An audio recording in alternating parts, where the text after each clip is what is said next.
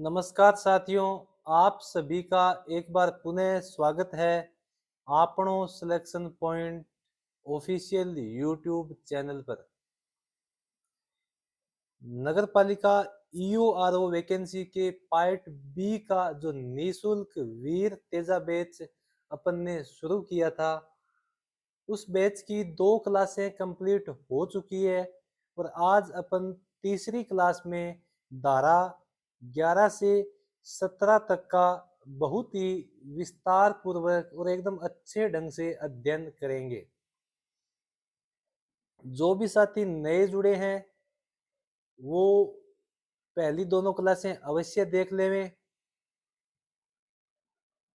जिन साथियों ने चैनल को सब्सक्राइब नहीं किया है, प्लीज इस चैनल को सब्सक्राइब करें। हम आपके लिए बहुत अधिक मेहनत कर रहे हैं और ये हमारी क्लासें, हमारी ये मेहनत आपके ईओआरओ बनने में बहुत बड़ा रोल निभाएगी। अब बिना कोई समय गंवाए आज की क्लास शुरू करते हैं।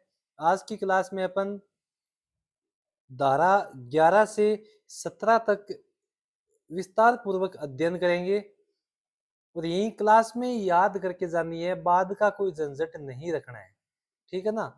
क्लास में ही याद करके जाना है, ठीक है।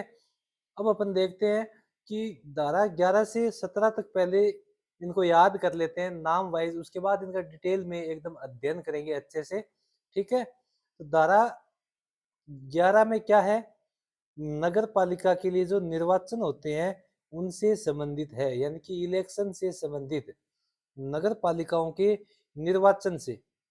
और उससे आगे वाली 12 में क्या है, निर्वाचन आयोग के जो कार्य है ना, वो किसी दूसरे को सौंप देने से संबंधित है। उसके आगे धारा 13 है, वो निर्वाचक नामावली यानी कि जो आपकी वोटर लिस्ट होती है उससे संबंधित है। और जो धारा 14 है वो निर्वाचक नामावली में नाम जोड़ने की अयोग्यता से संबंध रखती है। यानी कि अपन इसको दो हिसाब से याद कर सकते हैं। एक तो धारा 11 से लेके 14 तक चारों में निर्वाचन नाम आ रहा है, भाई चारों धाराएं निर्वाचन से संबंधित है, ये तो क्लियर हो गया, ठीक है। अब है किससे, अपन ये मान सकते हैं जब चुनाव होयो जना काम बढ़्यो। क्यों होयो, चुनाव होयो जना काम बढ़्यो, फिर लिस्ट बनाई या फर्जी हटाया। मतलब चुनाव होयो, निर्वाचन हुआ 11 में, काम बढ़ा यानी कि काम बढ़ा तो अपने काम को आगे सौंप दिया किसमें, 12 में। फिर क्या किया, निर्वाचन नामावली लिस्ट बनाई 13 में, और 14 में लिस्ट बनाई और फर्जी हटाए, यानी कि जो अयोग्यता है ना, जो अयोग्यता रखते हैं उनके बारे में धारा 14 अपने को क्लियर समझाती है, ठीक है। निर्वाचक नामावली में नाम जोड़ने की अयोग्यता, ये किसमें है, 14 में। यहां तक हो गया। उसके बाद 15 में मिथ्या यानी कि गलत घोषणा करना, और 16 और 17 दोनों सेम से है। 16 में मुख्य निर्वाचन अधिकारी और 17 में जिला निर्वाचन अधिकारी। मुख्य निर्वाचन अधिकारी राज्य निर्वाचन आयोग में बैठेगा, वो पूरे राज्य का एक होता है, और जिला निर्वाचन अधिकारी है वो हर जिले में एक होते हैं, ठीक है। क्लियर है, यहां तक समझ आ गई। एक बार दोबारा देखते हैं। क्या किया, चुनाव हुआ तब काम बढ़ा, चुनाव हुआ तब क्या हुआ, काम बढ़ा। फिर लिस्ट बनाई, फर्जी हटाए, ठीक है। चुनाव हुआ यानी कि नगर पालिका चुनाव, नगर पालिका का जो निर्वाचन है वो धारा 11 में क्लियर है। धारा 12 में चुनाव हुआ तो काम बढ़ा, यानी कि काम बढ़ा तो काम को दूसरों को सौंपा, ये 12 में। फिर क्या, लिस्ट बनाई, निर्वाचन नामावली यानी कि वोटर लिस्ट 13 में, लिस्ट बनाई और फर्जी हटाए, यानी कि जो अयोग्य लोग हैं उनका नाम काटा गया, या जो अयोग्य व्यक्ति है उनको जोड़ा नहीं गया। क्लियर। तो फिर 15 में गलत घोषणा की, तो कौन आए, पहले मुख्य निर्वाचन अधिकारी आए, फिर जिला निर्वाचन अधिकारी जांच करने आए। यहां तक समझ आ गई। धाराएं 11 से 17 तक मैं मानता हूं आपको याद हो गई होगी। अब आगे चलते हैं इनको डिटेल से पढ़ते हैं। धारा जो 11 है अपनी, वो किससे संबंधित है? अभी बताया था ना आपको, नगर पालिकाओं के निर्वाचन से संबंधित है। यानी कि नगर पालिका के लिए जो निर्वाचन है वो किस प्रकार करवाए जाएंगे, ठीक है, कब करवाए जाएंगे, कौन करवाएगा निर्वाचन, कौन उसकी अधिसूचना जारी करेगा, ये सब चीजें धारा जो 11 है इस अधिनियम की, उसमें इनका क्लैरिफिकेशन है। ठीक है, क्या है? नगर पालिका के लिए निर्वाचन, यानी कि चुनाव कराया तो काम बढ़ा, चुनाव कराया यानी कि नगर पालिका के लिए निर्वाचन। ठीक है, इसमें क्या लिखा है इन्होंने कि नगर पालिका के सभी निर्वाचनों के लिए निर्वाचक नामावली तैयार करने। भाई जब निर्वाचन करवाएंगे तो सबसे पहले क्या होना चाहिए? वोटर लिस्ट को तैयार करने का काम किया जाता है। भाई वोटर लिस्ट तैयार होगी तभी तो चुनाव कराएंगे ना, बिना वोटर लिस्ट कैसे चुनाव संभव हो सकते हैं? इसलिए सबसे चुनाव का जब भी जिक्र आता है तब सबसे पहले निर्वाचन नामावली तैयार करने की बात होती है। ठीक है, तो निर्वाचन नामावली तैयार करने और उन सभी निर्वाचनों के संचालन का अधीक्षण, निदेशन और नियंत्रण किसमें होगा? राज्य निर्वाचन आयोग में निहित होगा। क्लियर सी बात है, जो नगर पालिका के सभी निर्वाचन हैं उनकी निर्वाचन नामावली तैयार करने और उन सभी निर्वाचन है जो भी नगर पालिका के निर्वाचन होते हैं उनके संचालन का अधीक्षण, निदेशन, नियंत्रण, यानी कि सारा कंट्रोल किसके पास होगा, सारे डायरेक्शन कौन देगा? वो देगा राज्य का जो निर्वाचन आयोग है वो देगा। उसके अंदर सब चीजें निहित है, यानी कि सब पावर सबसे पहले किसके पास है? राज्य निर्वाचन आयोग के पास है। वहां से धीरे धीरे पावर नीचे के अधिकारियों को दी जाती है। ठीक है, क्लियर बात? Okay sir. आगे क्या कहते हैं कि किसी नगर पालिका का गठन करने के लिए निर्वाचन, निर्वाचन यानी किसी भी नगर पालिका है उसका गठन करेंगे अपन, यानी कि निर्वाचन होगा, वो निर्वाचन है कब करवाए जाएंगे ये इस धारा में बताया गया है। सेकंड पार्ट में क्या बताया है कि कोई भी जो नगर पालिका है उसके लिए अपन निर्वाचन करवाएंगे। पहली बात ये हो गई कि जब नगर पालिका का निर्वाचन कराएंगे तो सबसे पहले क्या तैयार करेंगे? निर्वाचक नामावली, वोटर लिस्ट होना बहुत जरूरी है। बिना वोटर लिस्ट कभी चुनाव संभव हो सकता है क्या? नहीं हो सकता ना। तो पहली बात, चुनाव के लिए क्या होना चाहिए? वोटर लिस्ट होनी चाहिए। कौन तैयार करवाएगा? ऊपर की सबसे बड़ी पावर किसके पास होगी? जो राज्य निर्वाचन आयोग है उसके पास होगी वोटर लिस्ट को तैयार करवाने की पावर। उसके बाद उस चुनाव का जो संचालन है उसका अधीक्षण, निदेशन, नियंत्रण, पूरी कंट्रोल किसके पास होगी? पावर किसके पास होगी उस चुनाव के संचालन की, कि चुनाव कैसे करवाने हैं, कब करवाने हैं, कहां पर करवाने हैं, वो सारी की सारी जो कंट्रोलिंग है, जो पावर है, मेन पावर, वो राज्य निर्वाचन आयोग के पास होगी। उसके बाद क्या है सेकंड में, 2 नंबर पॉइंट में, कि किसी भी नगर पालिका का गठन करने के लिए निर्वाचन तो करा रहे हैं लेकिन निर्वाचन करवाना कब है? निर्वाचन कब करवाना है? तो उसके लिए कि धारा 7 में दी गई इसकी अवधि की समाप्ति के पूर्व। धारा 7 में क्या दिया गया है? धारा 7 में यह दिया गया है कि किसी भी नगर पालिका का जो कार्यकाल है, जो उसका समय है, जो उसकी अवधि है, वो कितनी होगी? प्रथम बैठक से 5 साल तक होगी। वही चीज है। और नगर पालिका का विघटन हो जाता है तो शेष बचे हुए समय के लिए नई नगर पालिका गठित की जाएगी। ये धारा 7 में दिया हुआ है। और ये की यही बात इसने यहाँ लिखी है कि धारा 7 में दी गई इसकी अवधि, यानी कि यानी कि इसकी अवधि यानी कि 5 वर्ष पूर्ण होने से पूर्व नई नगर पालिका का जो चुनाव है ना, वो पुरानी नगर पालिका का कार्यकाल पूर्ण होने से पूर्व है, यानी कि उसकी 5 साल का कार्यकाल कंप्लीट होगा उससे पहले ही चुनाव करा लिए जाएंगे। जस्ट पहले 5 दिन 10 दिन ऐसे 15 दिन पहले चुनाव कंप्लीट करवा लिए जाएंगे। क्लियर है बात? क्लियर है सर। अगर नगर पालिका का विघटन हो जाए, नगर पालिका को भंग कर दिया जाए तो क्या होगा सर?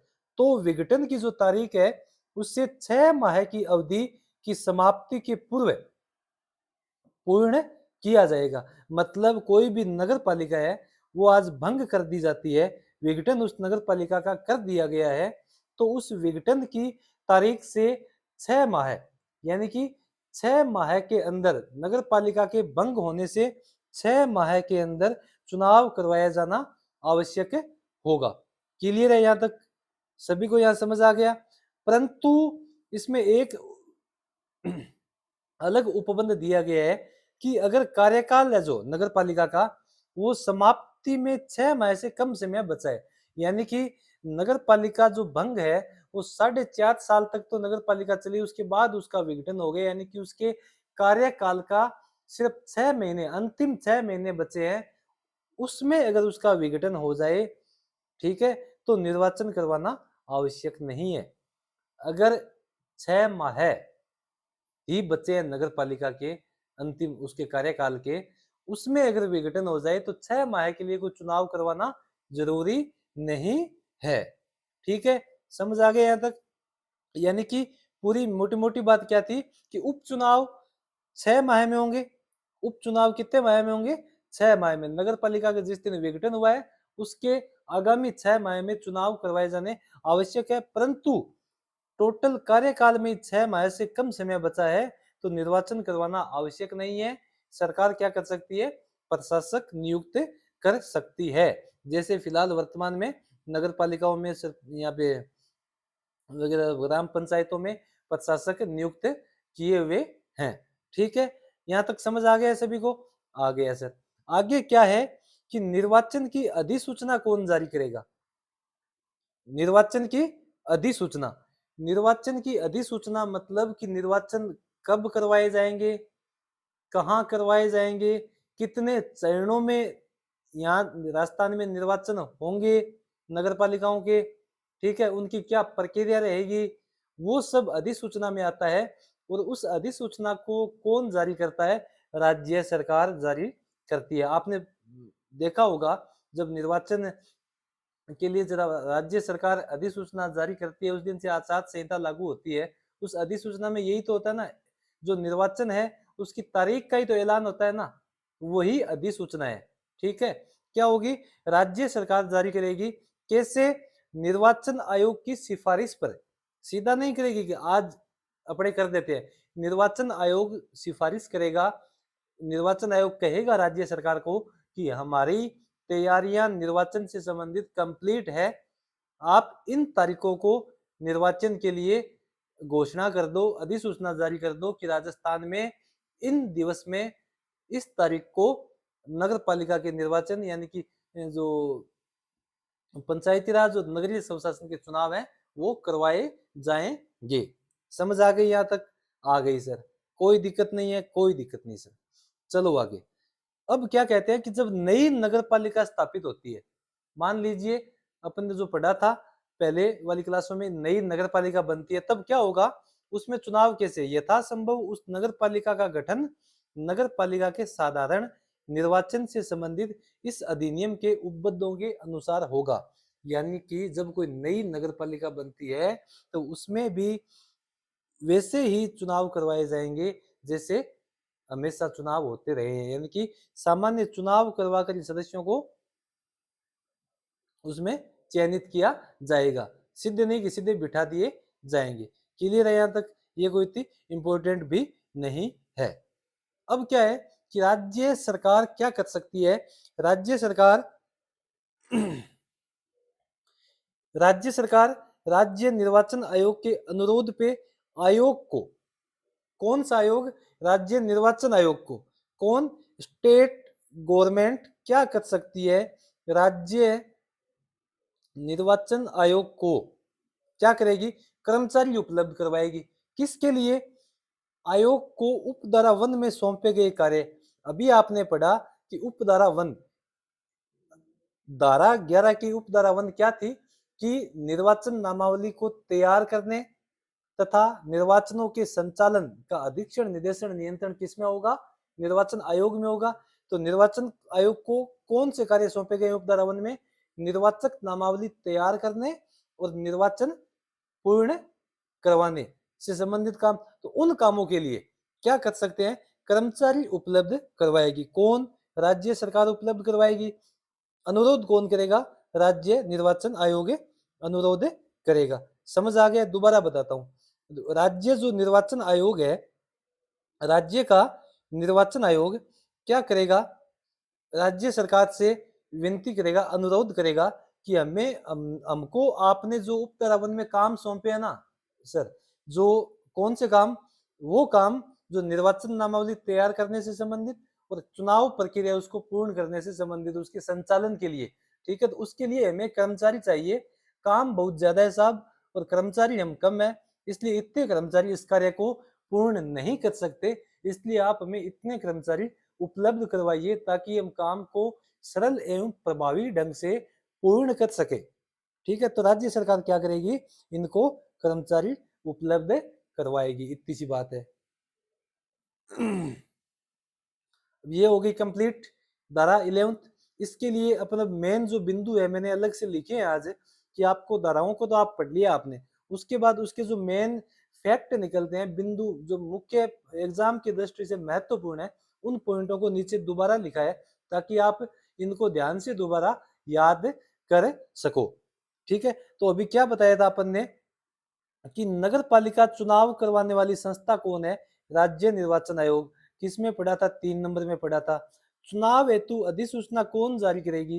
राज्य सरकार जारी करेगी। यानी कि चुनाव करवाने वाली संस्था तो राज्य निर्वाचन आयोग है, लेकिन जो अधिसूचना जारी करती है वो राज्य सरकार यानी कि स्टेट गवर्नमेंट इसका नोटिफिकेशन जारी करती है कि इस तारीख को राजस्थान में ये चुनाव करवाए जाएंगे। क्लियर? उसके बाद नगर पालिका का जो सामान्य कार्यकाल था वो पड़ा कितना? 5 साल। ये किस में बताया गया है? धारा 7 में बताया गया है, लेकिन यहाँ पे जिक्र हुआ था सब क्लोज 2 में, उपधारा 2 में इसका जिक्र हुआ था कि जो नई नगर पालिका के गठन है वो कब किया जाएगा? तो 5 वर्ष उसका जो कार्यकाल है उसकी समाप्ति से पूर्व। नगर पालिका भंग होने पे चुनाव कब करवाए जाएंगे? 6 माह के भीतर चुनाव करवाए जाएंगे। और अगर नगर पालिका का समय ही 6 माह से कम बचा है, 6 माह या उससे कम समय बचा है, तो चुनाव करवाने कोई भी जरूरी नहीं है। ठीक है, चुनाव हेतु स्टाफ कौन उपलब्ध करवाएगा? राज्य सरकार की जिम्मेदारी है। अभी आपने 5 नंबर जो सबक्लोज थी, उपधारा थी, उसमें ये चीज पढ़ी थी कि कर्मचारी कौन उपलब्ध करवाएगा? राज्य सरकार। किसको? राज्य निर्वाचन आयोग को। किसके लिए? धारा 1 में सौंपे गए कार्य के लिए। धारा 1 में कौन से काम सौंपे गए हैं? निर्वाचक नामावली की तैयारी और राज्य में जो नगर पालिकाओं के चुनाव है उनके संचालन के लिए। ठीक है, जो भी कर्मचारी वृंद की आवश्यकता होगी वो राज्य सरकार निर्वाचन आयोग के अनुरोध पे उपलब्ध करवाएगी। क्लियर है? यहाँ तक समझ आ गया सभी को? आ गया सर। अब इस धारा का उद्देश्य एक देख लेते हैं। आजकल इस प्रकार के प्रश्न आते हैं, आपका जो बेसिक है वो इस चीज से क्लियर हो जाता है कि ये धारा कहती क्या है, या आखिर जो धारा 11 है उसका उद्देश्य क्या है, उसको एक लाइन में अपन यहाँ पे पढ़ लेते हैं कि धारा 11 है जो वो नगर पालिका के चुनाव करवाने से संबंधित है। मैंने बताया आपको सबसे पहले, जब धारा का नाम याद करवाया तब चुनाव करवाया तो काम बढ़ा। क्या हुआ? काम बढ़ा, यानी नगर पालिका के लिए निर्वाचन। तो ये धारा नगर पालिका के चुनाव करवाने से संबंधित है। इस धारा में यह बताया गया है कि नगर पालिका चुनाव कौन करवाएगा? कौन करवाएगा? राज्य निर्वाचन आयोग करवाएगा। कब करवाएगा? जब अधिसूचना में जो डेट दी जाएगी उस डेट पे करवाएगा। और उनकी प्रक्रिया क्या रहेगी? ये धारा क्या बताती है कि नगर पालिका के लिए चुनाव है वो उनसे संबंधित ये धारा है। और इस धारा में ये क्लियर होता है, क्लैरिफिकेशन होता है कि नगर पालिका के लिए निर्वाचन कौन करवाएगा, अधिसूचना जारी कौन करेगा, निर्वाचन कब होगा और उसकी क्या प्रक्रिया रहेगी। ठीक है, यानी कि ये जो धारा है, इस अधिनियम की धारा 11 वो लोकतांत्रिक तरीके से नगर पालिका के गठन को सुनिश्चित करती है। इन लाइनों को भी आप देखना, आजकल इस टाइप के क्वेश्चन आरपीएससी बनाती है। ऊपर जो पढ़ा उसमें कहीं भी ये चीजें नहीं लिखी हुई, लेकिन यहाँ लिखी हुई है। लेकिन आरपीएससी क्योंकि इतने सारे पेपरों का अध्ययन किया है मैंने, उसमें ये देखा है कि आरपीएससी बेसिक लेवल पे प्रश्न बनाती है। अपन सीधे फैक्ट याद करके जाते हैं, लेकिन आरपीएससी उससे हटके चलती है, ठीक है।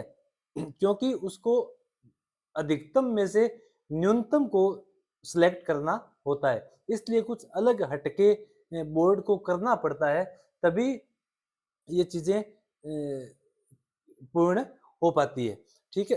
क्या है ये धारा? धारा 11 जो है वो लोकतांत्रिक तरीके से नगर पालिका के गठन को सुनिश्चित करती है। कैसे लोकतांत्रिक तरीके से? इसलिए कि निर्वाचन करवाकर नगर पालिका का गठन किया जाएगा। ऐसे नहीं है कि जिस की सरकार है वही अपनी नगर पालिका में अपने लोग बिठा देंगे, वो चीज नहीं है। इसको संविधान से ताकत मिली हुई है, और इस धारा में यही बताया गया है कि लोकतांत्रिक तरीके से नगर पालिका के गठन किया जाता है।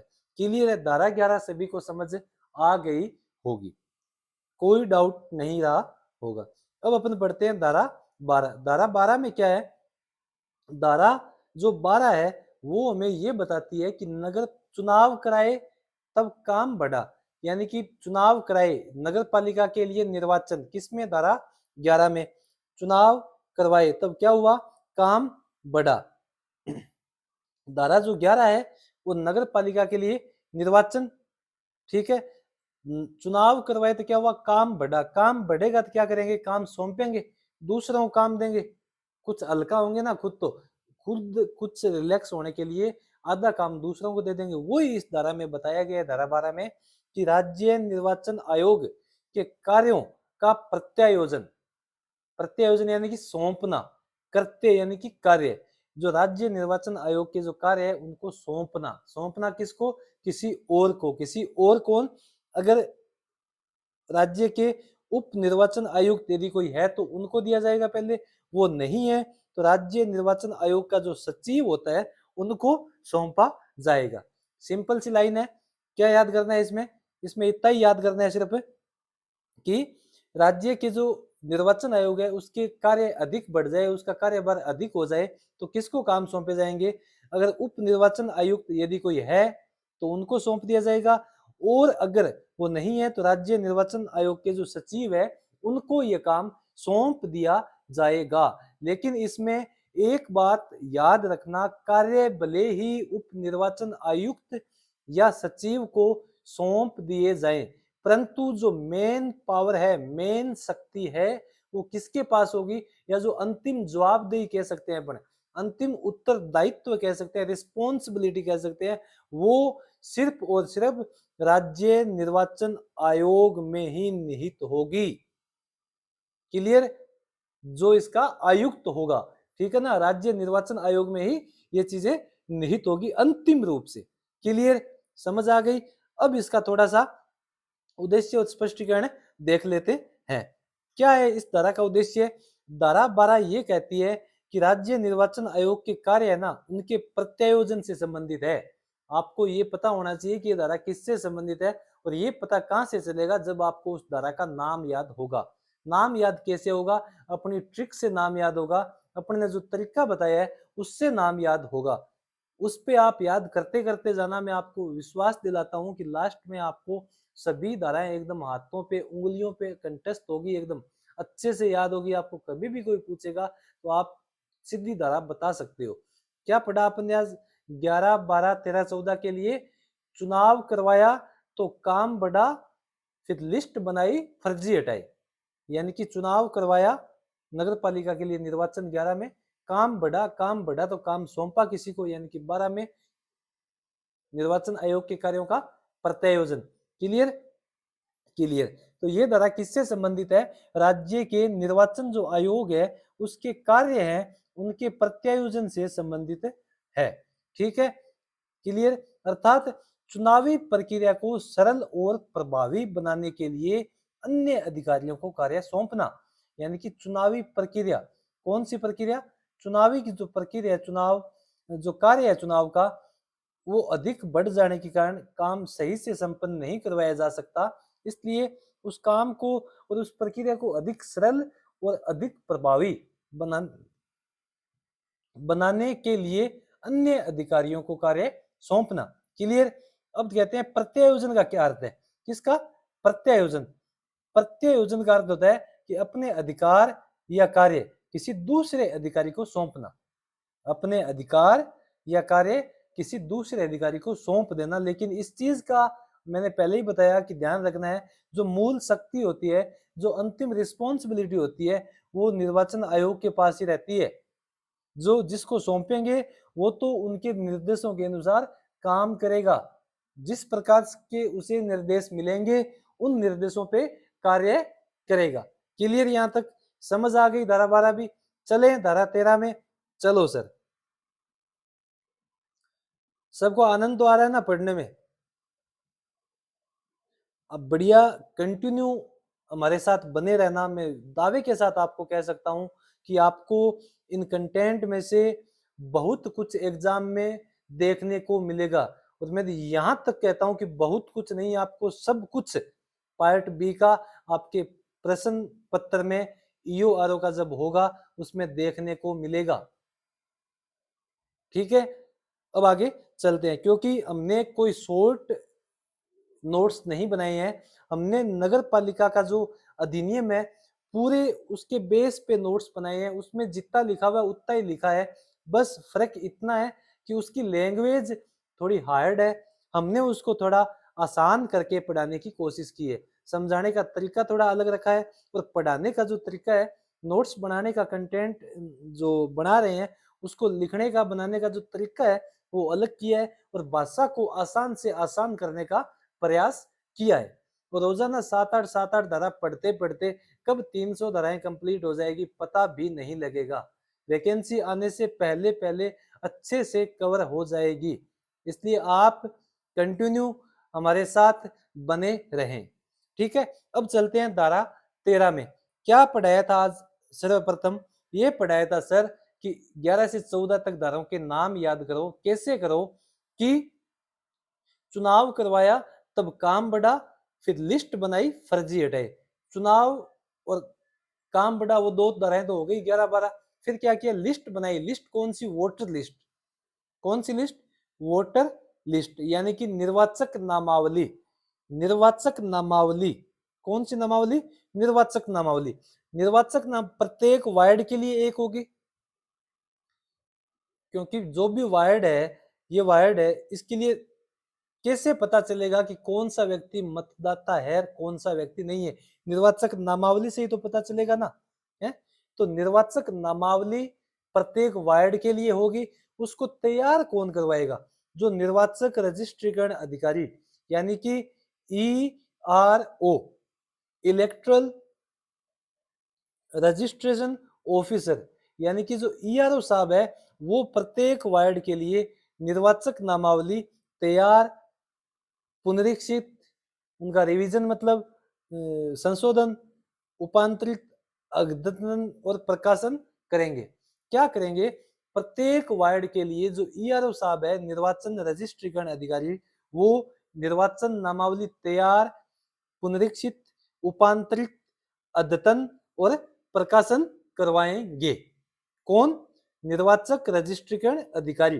किसके लिए? प्रत्येक वार्ड के लिए। क्लियर? अब देखते हैं कि निर्वाचन रजिस्ट्रीकरण अधिकारी तो आपने बता दिया सर, ईआरओ साहब, लेकिन इनको कौन नियुक्त करता है, कहां से आते हैं, क्या होते हैं?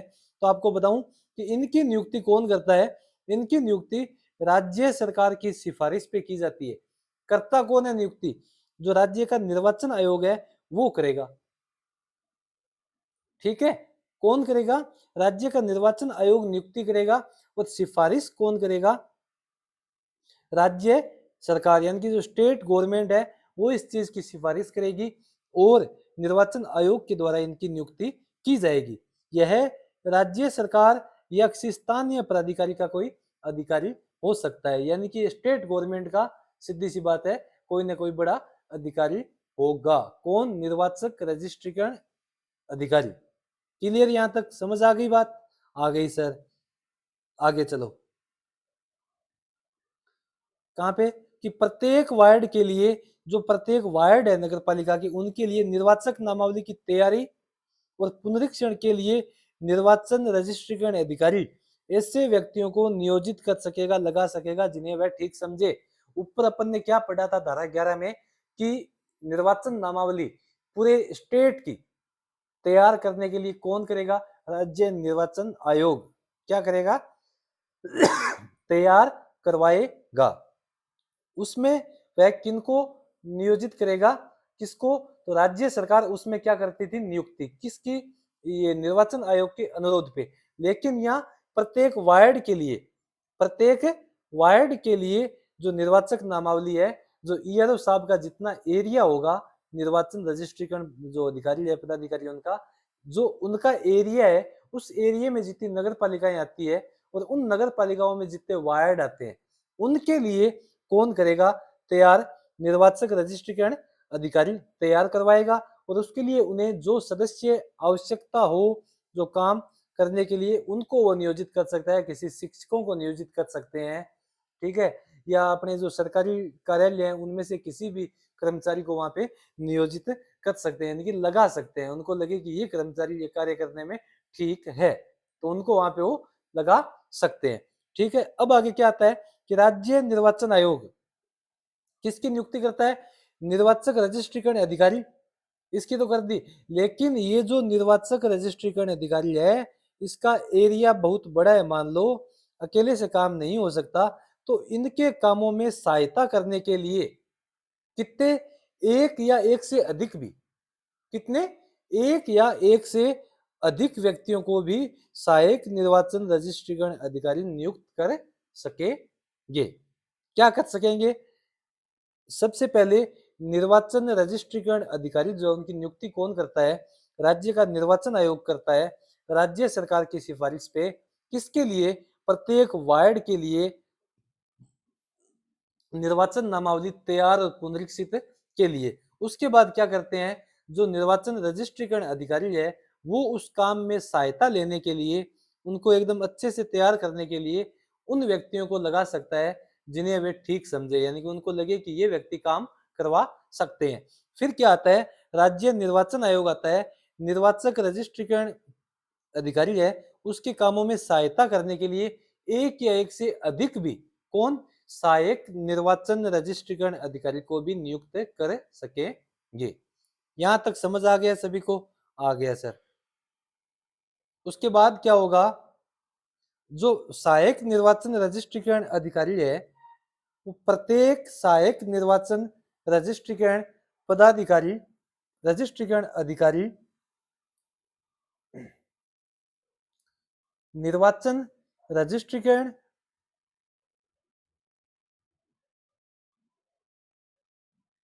प्रत्येक सहायक निर्वाचन जो रजिस्ट्रीकरण अधिकारी है, वो निर्वाचन रजिस्ट्रीकरण अधिकारी उनके नियंत्रण में रहेंगे, उनके कंट्रोल में रहेंगे, उनके अधीन रहेंगे। किसके? निर्वाचन रजिस्ट्रीकरण जो अधिकारी है, उसके नियंत्रण में कौन रहेगा? सहायक निर्वाचन रजिस्ट्रीकरण अधिकारी, ठीक है। क्या करेंगे? उनके अधीन रहते हुए निर्वाचन रजिस्ट्रीकरण अधिकारी के समस्त या जो काम वो उनके आदेश से उनको दे, उनको पालन करने के लिए उत्तरदायी होगा। क्या करेंगे? जो सहायक निर्वाचन रजिस्ट्रीकरण अधिकारी है, वो निर्वाचन रजिस्ट्रीकरण अधिकारी के कार्यों को करने के लिए सक्षम होगा, यानी कि उनकी हेल्प करवाएगा। क्लियर? Clear sir. आगे चलते हैं। आगे वाले में क्या है? 5 नंबर में सब क्लोज में कि निर्वाचक नामावली में जो पंजीकरण है ना, उसकी योग्यता क्या है? कौन उस नामावली में पंजीकृत यानी कि रजिस्ट्रेशन करवा सकता है, रजिस्टर्ड हो सकता है? एक तो वो व्यक्ति जो 18 वर्ष से कम आयु का ना हो, और 18 वर्ष से कम आयु का कब? अर्हता दिनांक को। ये क्या है सर? अर्हता तारीख वो तारीख होती है जिस साल निर्वाचन नामावली बनाई जाती है। लगभग हर साल नए नाम ऐड किए जाते हैं, जोड़े जाते हैं, हटाए जाते हैं। अपात्र लोगों के नाम, पात्र लोगों के नाम जोड़े जाते हैं, ठीक है। वो उस साल की 1 जनवरी तक उस अर्हता को यानी कि उस योग्यता को पूर्ण कर लेने चाहिए। कौन सी योग्यता? 18 वर्ष से कम आयु का ना हो, 18 वर्ष का होना चाहिए। यानी कि 1 जनवरी को, कब? 1 जनवरी को 18 वर्ष से कम आयु का ना हो। कौन सी 1 जनवरी? जिस साल में वोटिंग लिस्ट बन रही है, उस साल की 1 जनवरी को, ठीक है। उसके बाद नगर पालिका के किसी वार्ड का मामूली तौर पे निवासी हो, मामूली तौर पे किसी भी वार्ड का निवासी होना चाहिए। जब वो निवासी होगा वहां का, जिस वार्ड का, तो उस वार्ड की वोटर लिस्ट में उसका नाम ऐड कर दिया जाएगा। अब ये क्या है सर, मामूली तौर पे निवासी, ये बहुत बड़ी बात है, लंबी कहानी है, इसको अपन अभी डिटेल में पढ़ेंगे कि कौन तो मामूली तौर पे निवासी समझा जाएगा और किसे मामूली तौर पे निवासी नहीं समझा जाएगा। दोनों को, जिसको समझा जाएगा उसका नाम निर्वाचक नामावली में ऐड किया जाएगा और जिसे मामूली तौर पे निवासी नहीं समझा जाएगा उसका नाम निर्वाचक नामावली में ऐड नहीं किया जाएगा। देखते हैं, वापिस आगे चलते हैं। कौन होगा निवासी, किसे समझा जाएगा? संसद या राज्य विधानमंडल का सदस्य, यानी कि एमपी साहब या एमएलए साहब जो हैं वो उस वार्ड के सांसद व विधायक, मतलब उस वार्ड में रहते हैं, कि कोई सांसद है या विधायक है, वो जो जिस वार्ड में रहते हैं, ठीक है, लेकिन वो उस वार्ड में है नहीं। वो एमपी साहब जब लोकसभा चलती है वहां रहते हैं, एमएलए साहब है वो विधानसभा चलती है वहां रहते हैं, ठीक है, तो वो अपने जो मेन निवास स्थान है वहां तो बहुत कम रहते हैं। किस लिए?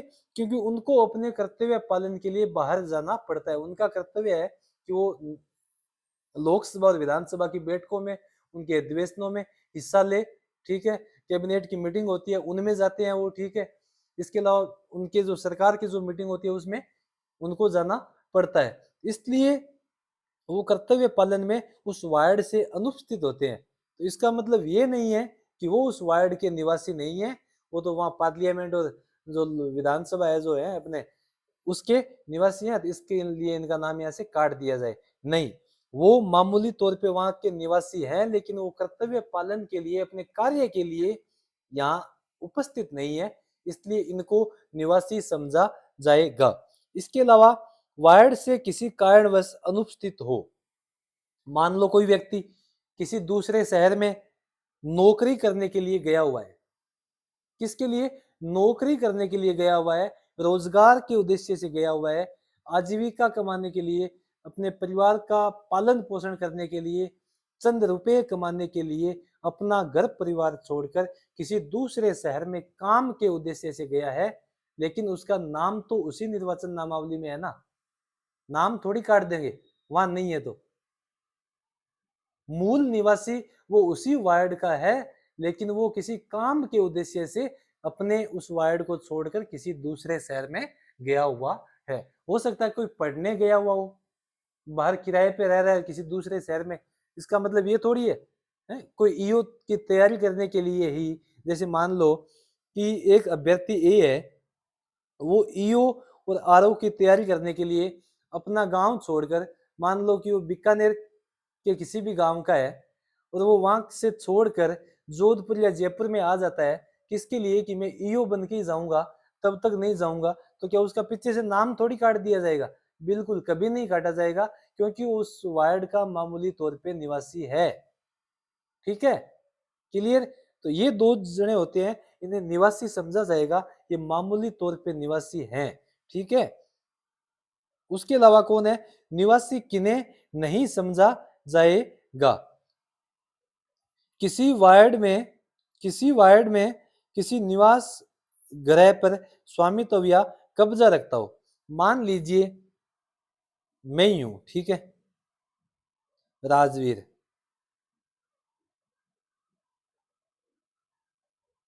मैं बीकानेर का मूल निवासी हूं, ठीक है, क्लैरिफिकेशन हो गया।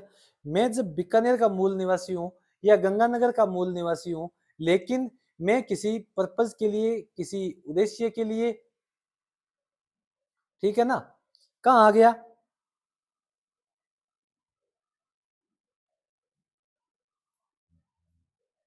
अजमेर आ गया।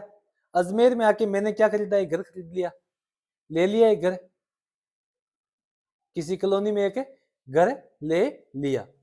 तो अब क्या सिर्फ उस उतनी सी चीज से ये क्लियर हो जाएगा क्या कि मैं उस अजमेर के उस वार्ड में रहता हूं? एक मकान लेके मैंने छोड़ दिया वहां पे कि जब रेट बढ़ेंगे तब बेचेंगे, ठीक है, मैंने मकान वहां खरीद के छोड़ दिया अजमेर में, और मैं वापस मेरे बीकानेर गंगानगर वहां चला गया, तो क्या इस उद्देश्य से मेरा वहां पे नाम जोड़ दिया जाएगा कि इनका तो मकान है देखो इस वार्ड में? कभी नहीं जोड़ा जाएगा। सिर्फ कोई मकान पे कब्जा रखने से या स्वामित्व रखने से किसी का नाम नहीं जोड़ा जाता, ठीक है? उसको उस वार्ड का निवासी नहीं समझा जाता है। ये बात क्लियर हो गई, समझ आ गई? आ गई सर। आगे चलो, आगे वाली बात ये है कि मान लो कहीं पे जेल में कोई बंद है, ठीक है? मान लीजिए कोई ऐसा काम किया है जिसके बदले कारावास हुआ है 10 साल का, और 10 साल तक जेल में रह रहा है। मान लीजिए वो जोधपुर की जेल है, उस जेल में रह रहा है, और वो जेल जिस वार्ड में आती है, जिस जोधपुर के जिस भी वार्ड में वो जेल आती है, ये जो जेल है ये जोधपुर का एक वार्ड है उसके अंदर आती है, तो क्या इस जेल में रहने वाले जो कैदी है उनको इस वार्ड का सदस्य माना जाएगा? इनका नाम जोड़ा जाएगा? कभी नहीं जोड़ा जाएगा, क्योंकि वो सिर्फ अपनी जो सजा है उसको पूर्ण करने के लिए वहां आए हुए हैं।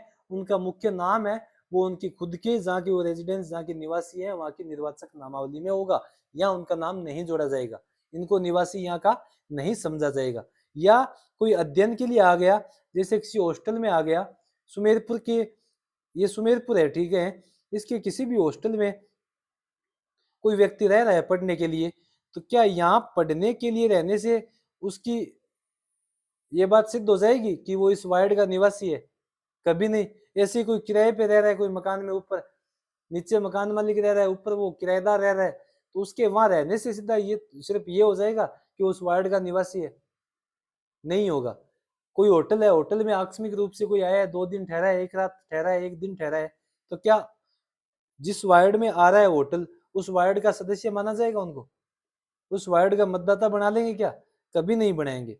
इससे कौन कौन, किसी जेल में रह रहा है कोई, या और भी इस टाइप के हो सकते हैं, आप थोड़ा पेपर में दे सकते हैं घुमा फिरा के। आप ध्यान रखना इस चीज का, मेन जो इसका बेसिक है उस पर ध्यान रखना कि किसी उद्देश्य की पूर्ति के लिए कोई व्यक्ति कहीं पे आता है, वहां रहता है, तो उसे निवासी नहीं समझा जाएगा, ठीक है? कारागार में रह रहा है, अध्ययन के लिए हॉस्टल में रह रहा है, रहने के लिए होटल में रह गया, उनको निवासी नहीं माना जाएगा। मामूली तौर का निवासी यानी कि उस वार्ड के मतदाता के रूप में उनको पंजीकृत नहीं किया जा सकता। इसके अलावा ऐसा व्यक्ति जो मानसिक रोग या फिर ऐसे कोई और रोग है उनसे पीड़ित जो लोग हैं उनका उपचार करने वाली कोई संस्था है, मान लीजिए कोई हॉस्पिटल ही है, ठीक है, जिसमें कोई रोगियों का इलाज होता है, मान लो नशा मुक्ति केंद्र है, ठीक है, नशा मुक्ति केंद्र में नशा छुड़वाने के लिए, कहाँ पे, नशा मुक्ति केंद्र में, जो नशा मुक्ति केंद्र है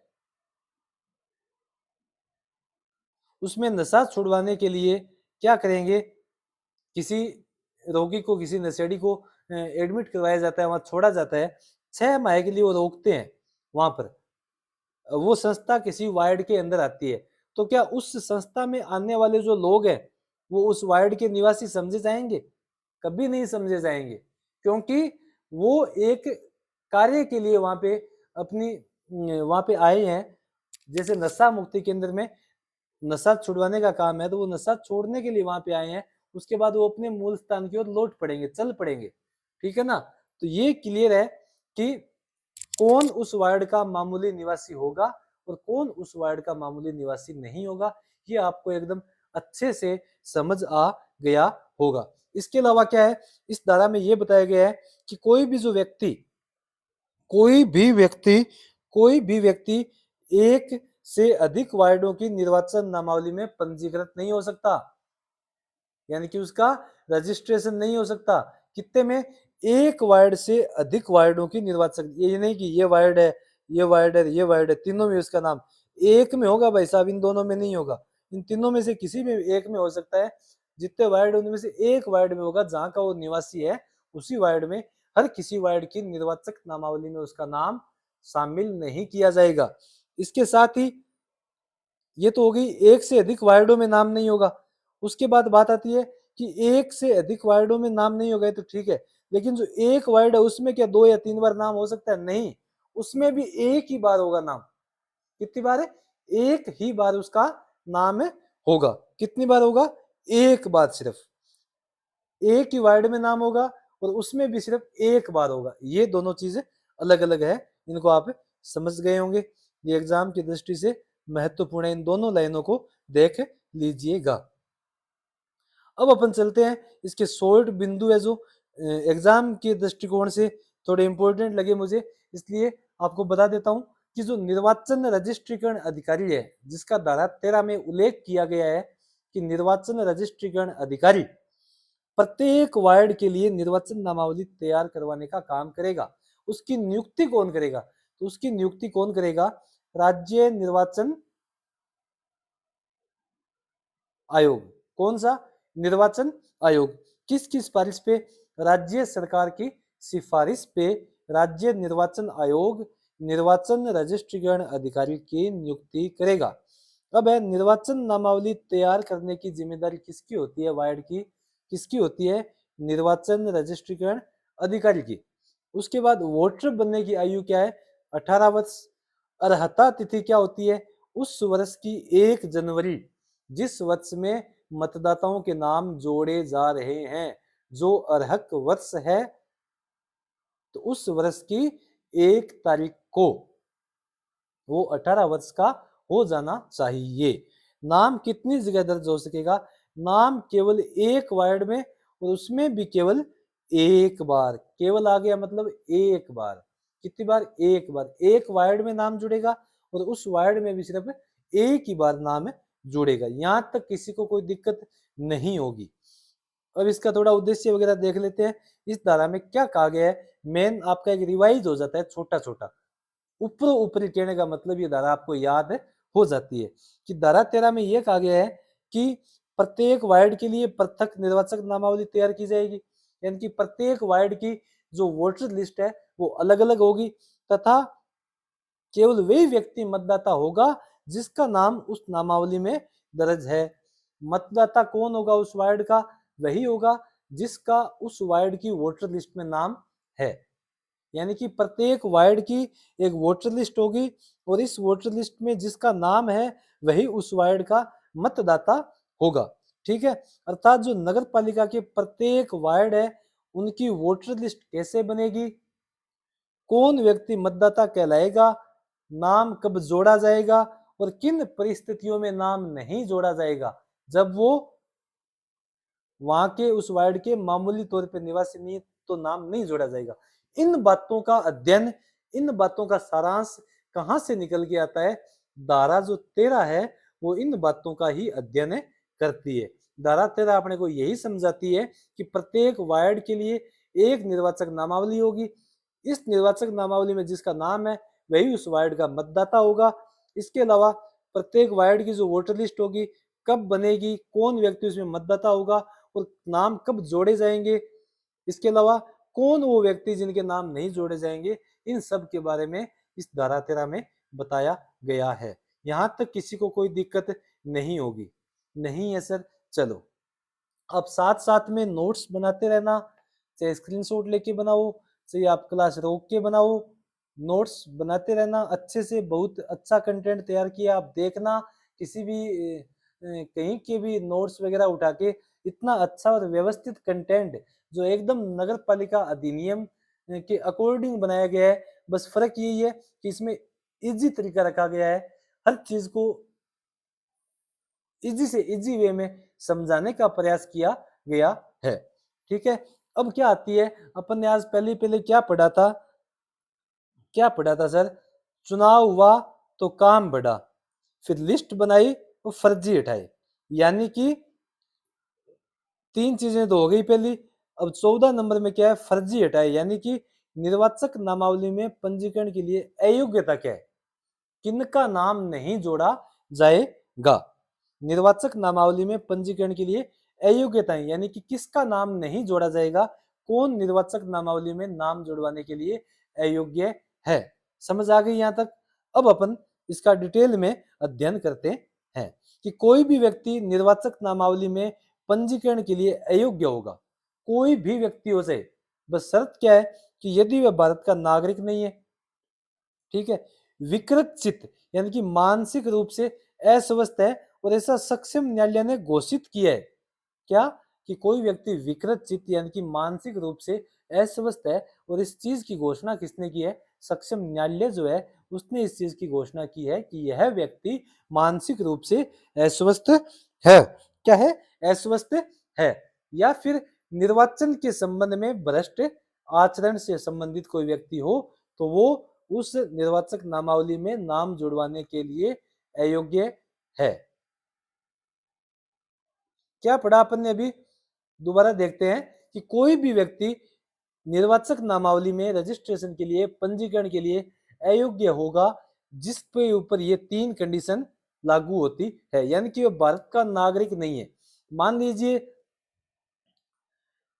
राजस्थान रॉयल्स की कोई टीम है, ठीक है, उसमें खेलने आए हैं। कौन है खेलने?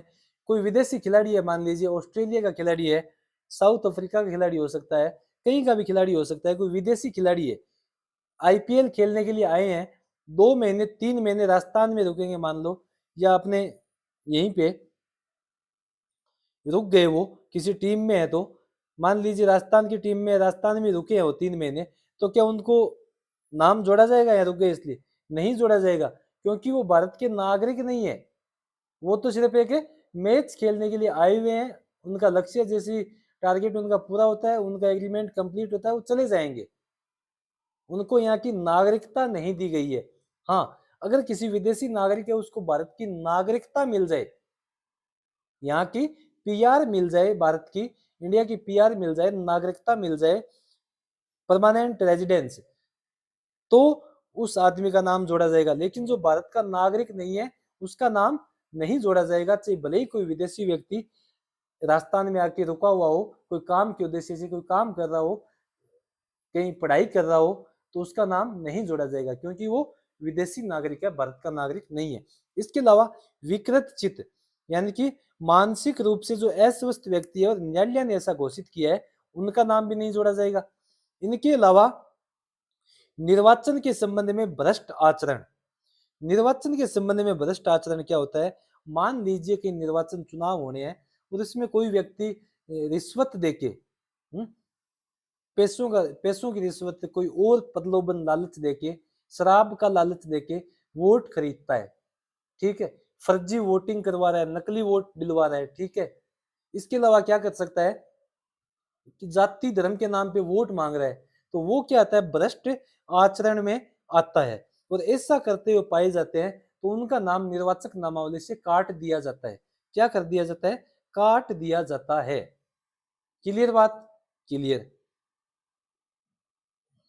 अब आगे क्या कह रहे हैं कि जब ये जो भ्रष्ट आचरण है या फिर अन्य कोई अपराध उनसे संबंधित किसी विधि के उपबंधों के अधीन उस समय मतदान करने के लिए अयोग्य, यानी कि यह तो निर्वाचन के संबंध में कोई भ्रष्ट आचरण, जो मैंने बताया आपको तरीके, वोट खरीद रहा है, बेच रहा है, रिश्वत दे रहा है वोट के लिए, कोई लालच दे रहा है, ठीक है, फर्जी वोटिंग करवा रहा है, ये भ्रष्ट आचरण में आते हैं।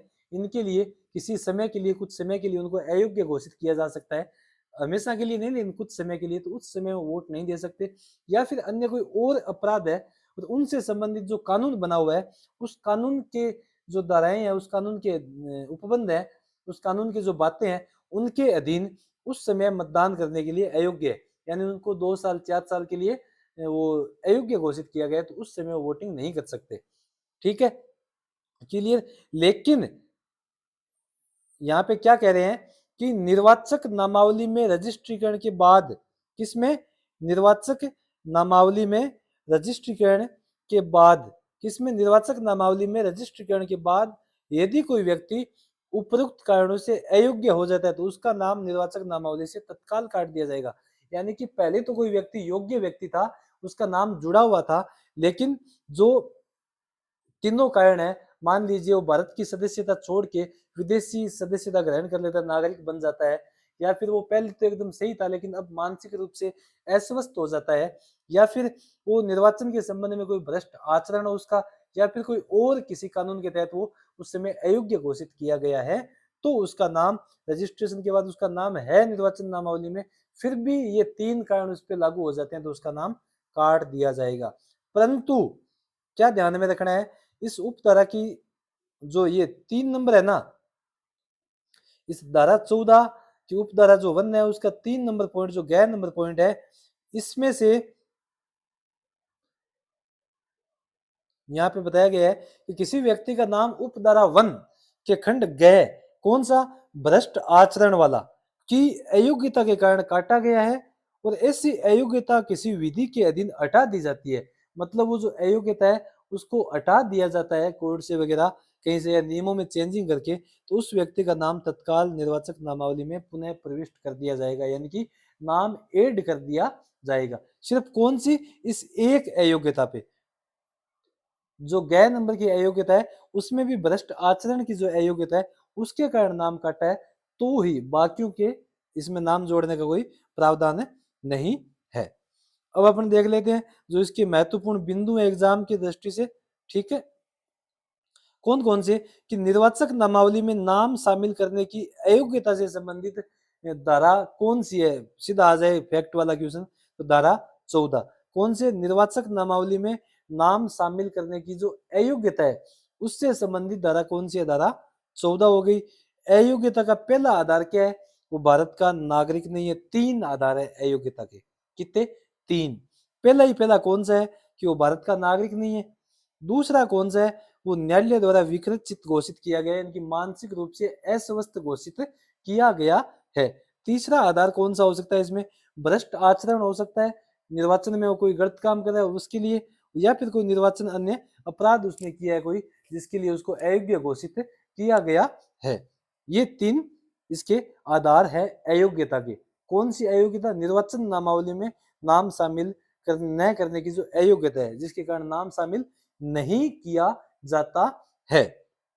अब ये धारा क्या कहती है, थोड़ा सा इसका उद्देश्य स्पष्टीकरण देख लेते हैं ताकि धारा एकदम अच्छे से आपके दिमाग में सेट हो जाए। कोई रात को 1 बजे भी उठा के पूछे कि धारा 14 में क्या है, तो आप ये बता सको कि धारा 14 में ये बताया है कि किन व्यक्तियों का नाम नगर पालिका की वोटर लिस्ट यानी कि निर्वाचक नामावली में शामिल किया जाएगा। जो व्यक्ति कानून के अनुसार मतदान के योग्य नहीं है ना, सॉरी, शामिल नहीं किया जाएगा, वो व्यक्ति जिनका नाम नगर पालिका की वोटर लिस्ट में शामिल नहीं किया जाएगा जिस अयोग्यता के आधार पे, वही बात इस धारा 14 में बताई गई है। साथ ही जो व्यक्ति कानून के अनुसार मतदान के योग्य नहीं है उसका नाम भी वोटर लिस्ट में दर्ज नहीं किया जाएगा। यानी कि जो व्यक्ति कानून के अनुसार मतदान के योग्य नहीं है उसमें वो 3 अयोग्यता है तो उसका नाम वोटर लिस्ट में दर्ज नहीं किया जाएगा। अर्थात ये धारा मतदाता बनने की अयोग्यता बताती है। क्या बताती है, मतदाता बनने की अयोग्यता क्या है आप में, वो इस धारा में बताया गया है।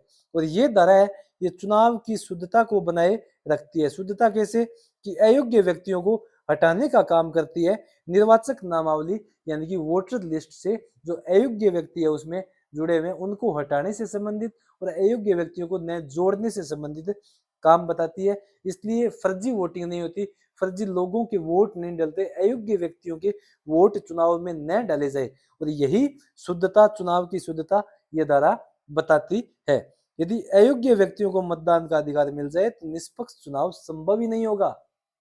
कैसे संभव हो सकता है, जब अयोग्य व्यक्ति ही निर्वाचन देने जा रहे हैं, वोट देने जा रहे हैं और वो लीडर चुन रहे हैं। जब अयोग्य व्यक्ति लीडर चुनेंगे तो नॉर्मल सी बात है उनका लीडर भी अयोग्य ही होगा, लगभग का नहीं, क्योंकि जब इनको अधिकार नहीं मिलता, अयोग्यता बताती है कौन सी, धारा 14। इसलिए ये व्यक्ति चुनाव की शुद्धता को खराब नहीं कर सकते और ये धारा इनको अयोग्य घोषित करती है और निष्पक्ष चुनाव संभव होता है इस धारा की वजह से। क्लियर, यहाँ तक सभी को समझ आ गई होगी एकदम अच्छे से। अब अपन पढ़ते हैं आज की धारा 15, मिथ्या घोषणा करना यानी कि गलत जानकारी देना।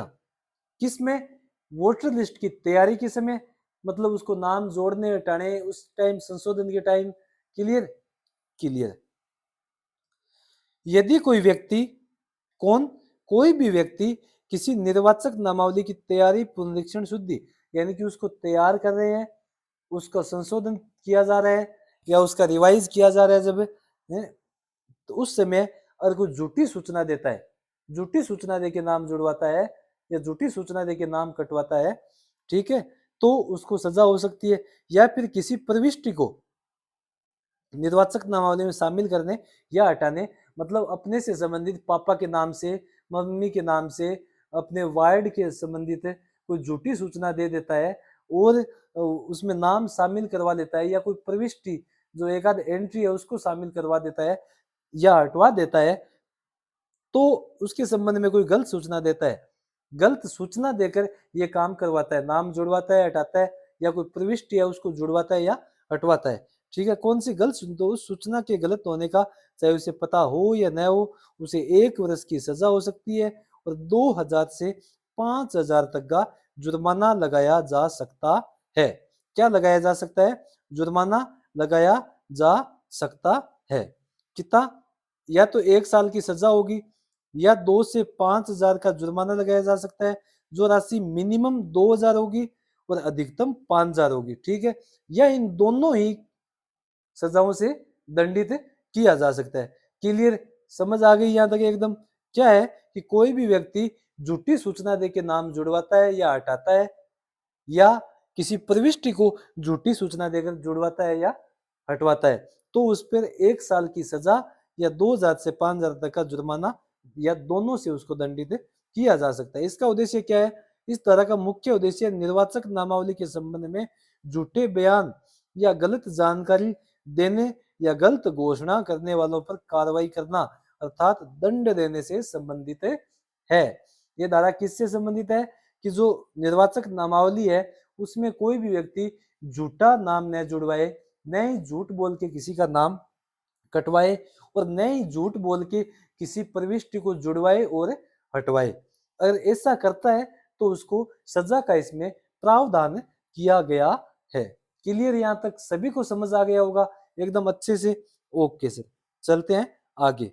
आगे वाली धारा कौन सी है? आगे वाली धारा है धारा 16। धारा 16 में क्या बताया गया है?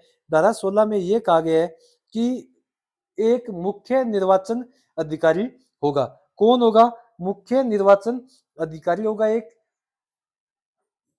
धारा 15, 16, 17 कैसे पड़ी थी? गलत घोषणा की तब कौन आए? पहले मुख्य निर्वाचन अधिकारी आए, फिर जिला निर्वाचन अधिकारी आए। क्लियर? पहले मुख्य निर्वाचन अधिकारी आए, फिर जिला निर्वाचन अधिकारी आए। अब देखते हैं, मुख्य जो निर्वाचन अधिकारी है वो राज्य में एक मुख्य निर्वाचन अधिकारी होगा, जो राज्य सरकार का कोई भी अधिकारी होगा। इसकी नियुक्ति राज्य निर्वाचन आयोग करेगा। ठीक है, किसके परामर्श पे? राज्य सरकार के परामर्श पर, इसकी सिफारिश पर, इससे विचार विमर्श करने के बाद। कौन? मुख्य निर्वाचन अधिकारी राज्य में एक होगा, और इसकी नियुक्ति कौन करेगा? निर्वाचन आयोग करेगा। कैसे? राज्य सरकार के परामर्श या सिफारिश से या विचार विमर्श से। और ये जो मुख्य निर्वाचन अधिकारी है वो राजस्थान सरकार का कोई अधिकारी होगा। ऐसे नहीं कि हर किसी को नियुक्त कर दे, राजस्थान सरकार का कोई बड़ा ऑफिसर होगा, उसी को नियुक्त किया जा सकता है। अब आगे देखते हैं कि जो मुख्य निर्वाचन अधिकारी है वो राज्य निर्वाचन आयोग के अधीक्षण, निदेशन और नियंत्रण के अधीन रहते हुए, मतलब वो अंडर किसके रहेगा? पावर उसके पास नहीं आएगी निर्वाचन आयोग की कंप्लीट है, अंडर में वो किसके रहेगा? राज्य निर्वाचन आयोग के अंडर में रहेगा। कौन? मुख्य निर्वाचन अधिकारी। और उसके अंडर में रहते हुए क्या क्या काम करेगा?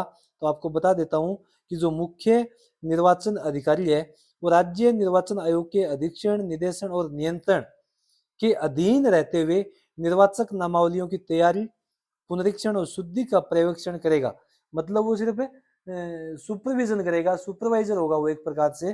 किसका? निर्वाचक नामावलियों की तैयारी चल रही है, नहीं बन रही लिस्टें, या उनमें कोई संशोधन हो रहा है, रिवाइज हो रही है, ठीक है, उस समय, या जो निर्वाचन चल रहा है उनका संचालन हो रहा है उसका सुपरविजन करेगा। ठीक है, या उन शक्तियों और कार्यों का प्रयोग करेगा जिनका राज्य निर्वाचन आयोग उनको निर्देश दे। तो अपन ने क्या पढ़ा कि एक निर्वाचन मुख्य निर्वाचन अधिकारी होगा राज्य में, जिसकी नियुक्ति कौन करेगा? निर्वाचन आयोग करेगा। किसके? राज्य सरकार की सिफारिश पे करेगा। क्लियर? कर दी सिफारिश पे नियुक्ति। उसके बाद क्या होता है? सिफारिश पे नियुक्ति तो इसने कर दी, लेकिन क्या होगा? वो अधिकारी किसका होगा? राज्य सरकार का कोई अधिकारी होगा, उसकी नियुक्ति करेगा। ठीक है, इसके बाद वो काम क्या करेगा? वो जो निर्वाचन अधिकारी है वो निर्वाचन आयोग के अंडर में रहते हुए निर्वाचक नामावली की जो तैयारी का जो काम है उस काम का सुपरविजन करेगा, पर्यवेक्षण करेगा, ठीक है। या फिर जो निर्वाचन चल रहा है उनके संचालन किस प्रकार से हो रहा है, कोई सही से उसका संचालन कर रहा है या नहीं कर रहा, यादव साहब या जो जिला निर्वाचन अधिकारी है वो सही से उनमें समन्वय स्थापित है या नहीं, इन चीजों को देखेगा वो, इनका सुपरवाइजन करेगा, पुनरीक्षण करेगा, ठीक है, पर्यवेक्षण करेगा, पर्यवेक्षण करेगा किनका, संचालन का, और वो सभी काम और वो शक्तियां उनका प्रयोग करेगा जो निर्वाचन आयोग उनको निर्देश दे। क्लियर? Clear sir. क्या उद्देश्य है इस धारा का? इस धारा का ये उद्देश्य है, इस धारा का उद्देश्य ये है कि ये धारा नगर पालिका चुनावों के लिए मुख्य निर्वाचन अधिकारी की नियुक्ति और उसके कार्यों को निर्धारित करने से संबंधित है। किससे? जो ये धारा नगर पालिका चुनाव के लिए जो मुख्य निर्वाचन अधिकारी है ना, उनकी नियुक्ति से संबंधित है। इसके साथ ही यह धारा उनके जो कार्य है ना उनको निर्धारित करने से संबंधित भी है कि वो कौन से काम करेगा, कौन? मुख्य निर्वाचन अधिकारी। अर्थात इस धारा का जो मुख्य उद्देश्य है वो मतदाता सूची, मतदान, मतगणना जैसे काम है उनकी देखरेख करना एवं नगर पालिका चुनावों को सही ढंग से संचालित करने हेतु मुख्य निर्वाचन अधिकारी की व्यवस्था करना है। यानी कि ये धारा मुख्य निर्वाचन अधिकारी की नियुक्ति करती है और उसके बाद ये कहती है कि आप निर्वाचक नामावली की तैयारियां, मतगणना, मतदान, उनकी तैयारी, ठीक है, उनसे संबंधित जो भी काम है उनको आप देखोगे, ठीक है ना, उनको मुख्य निर्वाचन अधिकारी उनकी व्यवस्था करेगा, उनको देखेगा, ठीक है, इससे संबंधित है। अब चलते हैं आज की जो अंतिम धारा है, धारा 17। 17 में क्या है? जिला निर्वाचन अधिकारी, डिस्ट्रिक्ट इलेक्टरल ऑफिसर यानी कि डीईओ कौन है? राज्य में प्रत्येक जिले के लिए जिला निर्वाचन अधिकारी, डिस्ट्रिक्ट इलेक्शन ऑफिसर, डीईओ की नियुक्ति की जाती है। जो राज्य सरकार का कोई अधिकारी होता है इसकी नियुक्ति भी राज्य निर्वाचन आयोग ही करता है। किसके? राज्य सरकार के परामर्श से। बस दोनों मुख्य निर्वाचन अधिकारी है उसकी नियुक्ति भी राज्य निर्वाचन आयोग करेगा धारा 16 में। किससे? राज्य सरकार के परामर्श से। और यहाँ भी जो वो एक होता है और ये प्रत्येक जिले में होते हैं, एक हो सकता है, एक से अधिक भी हो सकते हैं। राज्य में प्रत्येक जिले के लिए जिला निर्वाचन अधिकारी की नियुक्ति कौन करेगा? राज्य निर्वाचन आयोग। किसके परामर्श से? राज्य सरकार के परामर्श से, ठीक है। अब आगे क्या है? परंतु एक परंतु यहाँ पे दे दिया कि जो राज्य निर्वाचन आयोग है वो किसी जिले में एक से अधिक जिला निर्वाचन अधिकारी की भी नियुक्ति कर सकते हैं। किनकी? एक से अधिक भी लगा सकते हैं यदि निर्वाचन आयोग को ऐसा लगे कि एक निर्वाचन अधिकारी से सारा कार्य अच्छे ढंग से संपादित नहीं किया जाएगा, क्योंकि उनका एरिया बड़ा है, इसलिए एक जिला निर्वाचन अधिकारी द्वारा संपूर्ण काम को प्रभावी ढंग से पूर्ण किया जाना पॉसिबल नहीं है, ठीक है। तो वो एक से अधिक भी निर्वाचन अधिकारी जो है वो नियुक्त कर सकते हैं। क्लियर? जब किसी जिले में आयोग, कौन सा आयोग? निर्वाचन आयोग, एक से अधिक जिला निर्वाचन अधिकारी की नियुक्ति करेगा तब उस आदेश में उन दोनों जिला निर्वाचन अधिकारियों के अलग अलग जो एरियाज है उनकी भी घोषणा करेगा कि आपकी अधिकारिता इस एरिया पे रहेगी और आपकी अधिकारिता इस एरिया पे रहेगी, आपकी इस पे रहेगी। उनके लिए अलग अलग एरियाज भी डिवाइड करेगा, नहीं तो उनको क्लियर पता ही नहीं होगा कि काम किसको कहाँ करना है, इसलिए वो उनके जो एरिया है उनकी भी साथ में घोषणा करते हैं। अब आती है 3 नंबर उपधारा। ये क्या कहती है कि मुख्य निर्वाचन अधिकारी के अधीक्षण, निर्देशन और नियंत्रण के अधीन रहते हुए जिला निर्वाचन अधिकारी अपने क्षेत्र की नगर पालिकाओं में निर्वाचनों के संचालन के संबंध में सभी कार्यों का समन्वय और पर्यवेक्षण करेंगे। देखो पूरे राज्य में तो कौन करेगा? जो मुख्य निर्वाचन अधिकारी है वो उनका संचालन का पर्यवेक्षण करेगा, समन्वय बनाएगा। लेकिन जो जिला है उसमें कौन? जो मुख्य निर्वाचन अधिकारी है ना, उनके अंडर में रहते हुए, उनके कंट्रोल में रहते हुए, उनके डायरेक्शन में रहते हुए, उनके निर्देशों के अधीन रहते हुए जो जिला निर्वाचन अधिकारी है वो अपने क्षेत्र की जो नगर पालिकाएं हैं उनमें जो निर्वाचन है ना उनके संचालन के संबंध में कि भाई किसको कौन सी टीम निर्वाचन करवाने जाएगी कहाँ पे, कौन सा दल है, कितने दलों की नियुक्ति करनी है, ठीक है, कितने पुलिसकर्मी चाहिए वगैरह वगैरह, जो भी उस निर्वाचन के संचालन से संबंधित काम है उनके लिए समन्वय बनाएगा और साथ ही पर्यवेक्षण करेगा। क्लियर? क्लियर। आगे क्या है अंतिम पॉइंट इसका कि जिला निर्वाचन अधिकारी ऐसे अन्य काम को भी करेगा जो राज्य निर्वाचन आयोग तथा मुख्य निर्वाचन अधिकारी यानी कि ऊपर हेड साहब जो भी काम सौंपेंगे वो नीचे वाले को तो करना ही है। ये सिर्फ यहाँ की बात नहीं है, कहीं की भी बात है। मान लीजिए स्कूल में है, कोई प्रिंसिपल साहब है, वो काम सौंपते हैं अपने अधीनस्थ कार्मिकों को, तो वो उसी के अकॉर्डिंग काम करते हैं। वो जो डायरेक्शन देते हैं उस डायरेक्शन के अकॉर्डिंग वो काम करते हैं।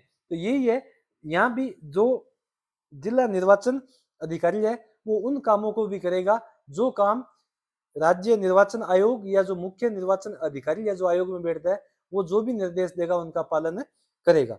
अब क्या है, एग्जाम की दृष्टि से जो महत्वपूर्ण बिंदु है उनको देख लेते हैं थोड़ा सा।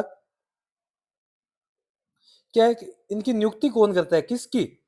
जिला निर्वाचन अधिकारी। जिला निर्वाचन अधिकारी और जो मुख्य निर्वाचन अधिकारी है उनकी दोनों की ही नियुक्ति राज्य निर्वाचन आयोग द्वारा की जाती है। बस दोनों में सिफारिश जो स्टेट गवर्नमेंट है अपनी वो करती है, और इनको अपॉइंट कौन करती है? जो राज्य निर्वाचन आयोग यानी कि स्टेट इलेक्शन कमीशन SEC के द्वारा इनकी नियुक्ति अपॉइंटमेंट इनको दी जाती है। लेकिन जो परामर्श है सिफारिश वो कौन करती है? स्टेट गवर्नमेंट करती है। अब ठीक है, अब इनका मेन कार्य क्या है? इनका मेन ये कार्य है कि जो इलेक्शन के जो वर्क है, जो इलेक्शन के काम है, उनमें कोऑर्डिनेशन हो और उनका अच्छा सुपरविजन हो, यानी कि उनमें समन्वय और पर्यवेक्षण की कमी नहीं होनी चाहिए। किनमें? जो चुनाव से संबंधित कार्य है उनके लिए इनका आपस में समन्वय होना चाहिए एक दूसरे से, और उनका पर्यवेक्षण भी, निगरानी भी ढंग से की जानी चाहिए। इसके अलावा किसके नियंत्रण में होगा? तो ये जो जिला निर्वाचन अधिकारी है वो मुख्य निर्वाचन अधिकारी के नियंत्रण में रहेगा। क्लियर? इसमें अधिकारी कौन होगा? ये जो मुख्य निर्वाचन है, ये जिला निर्वाचन अधिकारी है, ये राज्य सरकार का कोई अधिकारी होता है, और जो मुख्य निर्वाचन अधिकारी है वो भी राज्य सरकार, यानी कि दोनों में आधी चीजें लगभग सेम ही है कि नियुक्ति से संबंधित परामर्श, और ये अधिकारी कहाँ के होंगे? स्टेट गवर्नमेंट के होंगे। ये चीजें इनमें दोनों में सेम ही है। अब देखते हैं इसका उद्देश्य। इसका मेन उद्देश्य ये है कि जो नगर पालिका चुनाव है ना, उनको जिला स्तर पे सही तरीके से संचालित करवाना। मान लीजिए निर्वाचन आयोग है, अब आयोग अकेला वहाँ आयोग की जो बिल्डिंग है उसमें बैठे बैठे तो अकेला वहां से काम हो नहीं सकता कि एक जगह से कंट्रोल किया जा रहा है और पूरे राजस्थान में चुनाव हो रहे हैं, ऐसे तो संभव नहीं होगा ना। इसलिए उनको अलग अलग जिला में अलग अलग जिला निर्वाचन अधिकारी की नियुक्ति की जाती है, और फिर वो अधिकारी अपने से अधीनस्थ कार्मिकों को के समन्वय, उनके साथ समन्वय बना के और उनको काम अलग अलग डिपार्टमेंट को सौंपते हुए निर्वाचन को सरल और प्रभावी ढंग से संपादित करवाते हैं। ठीक है, तो उसी लिए कि जिला स्तर पे सही तरीके से नगर पालिका चुनाव उनको संचालित करवाने हेतु जिला निर्वाचन अधिकारी की नियुक्ति करने से संबंधित ये धारा 17 है। इसके अलावा यह अधिकारी जिले में नगर पालिका चुनाव की पूरी व्यवस्था एवं निगरानी करता है। क्या करता है? कि पूरे जिले में नगर पालिका चुनाव की निगरानी करता है, व्यवस्था करवाते हैं। व्यवस्था मतलब पुलिस कार्मिकों की नियुक्ति, शिक्षकों की नियुक्ति, वहां पे जो टीमें बनाना अलग अलग है, जो भी काम है उनकी व्यवस्था करवाते हैं अपने अधीनस्थ कर्मचारियों के माध्यम से। इनके खुद के जो ऑर्डर्स होते हैं उनके ऑर्डर के माध्यम से, उनके आदेशों निर्देशों के माध्यम से। ठीक है, क्लियर? आज की अपनी क्लास जो इतनी धाराएं थी वो कंप्लीट हो गई है। अब एक बार मैं आपको इसकी जो धारा 11 से 17 है उनके नाम दोबारा याद करवा देता हूँ। आपको नाम तो एकदम अच्छे से याद होने चाहिए।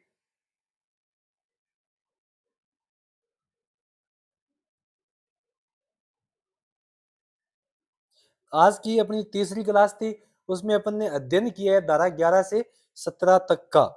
हमारा मेन उद्देश्य यही है कि क्लास में याद करवाने की गारंटी। आप इन क्लासों को ध्यान से देखेंगे, हमारे साथ साथ एकदम नोट्स बनाते जाएंगे, पढ़ते जाएंगे, तो मैं विश्वास के साथ ये बात मानता हूं कि आपको ये चीजें कंठस्थ याद हो जाएगी। अब अपन ने धारा 11 से 17 तक कैसे याद की थी, एक बार दोबारा देखते हैं जल्दी से।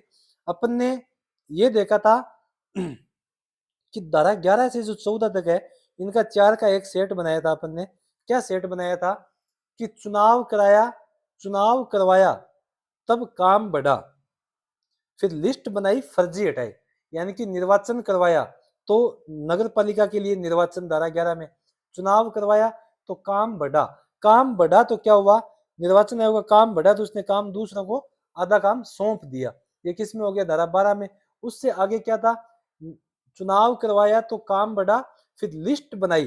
क्या बनाई, वोटिंग लिस्ट, यानी कि निर्वाचक नामावली से संबंधित, उसको बनाने से संबंधित लिस्ट बनाई। फर्जी हटाए, यानी कि जो अयोग्य व्यक्ति थे उनका नाम हटाया गया और जो अयोग्य है उनको जोड़ने से वंचित किया गया, निर्वाचक नामावली में नाम जोड़ने की अयोग्यता। ये 4 तो हो गए 11 से 14 तक। उसके बाद क्या था, मिथ्या घोषणा, कोई भी झूठी सूचना देके नाम जुड़वाता है या नाम हटवाता है या फिर किसी प्रविष्टि को जुड़वाता है या हटवाता है, तो उसके ऊपर जो प्रावधान है वो आपने देखे होंगे, वो धारा 15 में बताया गया है। उसके बाद अपन ने क्या कहा था कि गलत सूचना दी तो पहले मुख्य निर्वाचन अधिकारी आए, फिर जिला निर्वाचन अधिकारी आए। तो मुख्य निर्वाचन अधिकारी 16 में, 17 में जिला निर्वाचन अधिकारी। क्लियर यहां तक बात, क्लियर सर। अब वापस देखते हैं एक बार, नगर पालिकाओं के लिए निर्वाचन से संबंधित है ये धारा 11। मेन पॉइंट देख लेते हैं अपन इसमें क्या है जो अपन अंत में बनाया है, वो एग्जाम की दृष्टि से पॉइंट ऑफ व्यू से जो महत्वपूर्ण हो कि नगर पालिका चुनाव करवाने वाली संस्था कौन है, राज्य निर्वाचन आयोग। चुनाव हेतु अधिसूचना कौन जारी करेगा, राज्य सरकार जारी करेगी कि चुनाव कब करवाए जाएंगे, कितने चरणों में चुनाव होंगे, क्या प्रक्रिया रहेगी, उसकी अधिसूचना तो कौन, स्टेट गवर्नमेंट जारी करती है, लेकिन चुनाव करवाती कौन है, स्टेट इलेक्शन कमीशन, राज्य निर्वाचन आयोग चुनाव नगर पालिकाओं से संबंधित करवाता है। नगर पालिका का सामान्य कार्यकाल कितना होता है, 5 साल होता है। अगर नगर पालिका भंग होने पे चुनाव 6 माह के भीतर होंगे, अगर